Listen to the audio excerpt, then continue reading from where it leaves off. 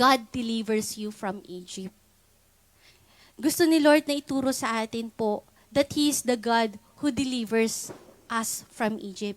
Hindi lamang po mga Israelita ang diniliver ni Lord sa Egypt. Ano po ba yung Egypt? Egypt could be, or yung Egypt po could represent po in our life yung oppression, persecution, and bondage. So yung mga bagay po na nagpahirap sa atin, nagbondage sa atin, nagpersecute sa atin, it could be the Egypt of us. Na kung saan dating naroon tayo, na dating naging buhay natin. Pero dahil po nakilala natin ang ating Diyos, idiniliver tayo ni Lord from that Egypt ng ating mga buhay. Kasi merong plan si Lord eh. Hindi gusto ni Lord na nandyan ka lang. Kaya nga po nung narinig ni Lord ang iyak ng mga Israelita sa Ehipto noon, sumagot si Lord at nagpadala ng tulong para sa kanila.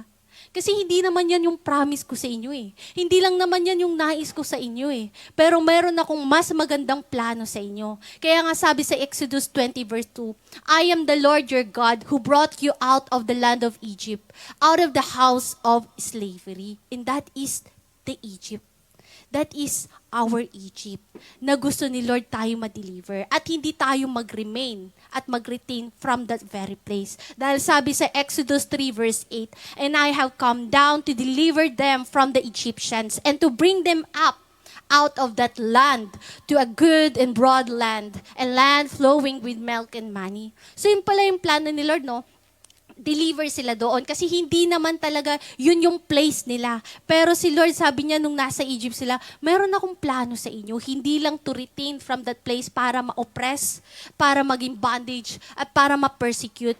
But I have a better plan sa buhay nyo, and that is to bring you to the place that I want and prepare for you, na ipinangako ko pa sa inyong mga ninuno. And that is the land flowing with milk and honey.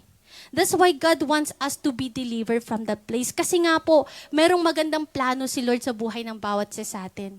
Amen po ba? And kahit po tayo po, may mga Egypt po tayo na kung saan dineliver tayo ni Lord.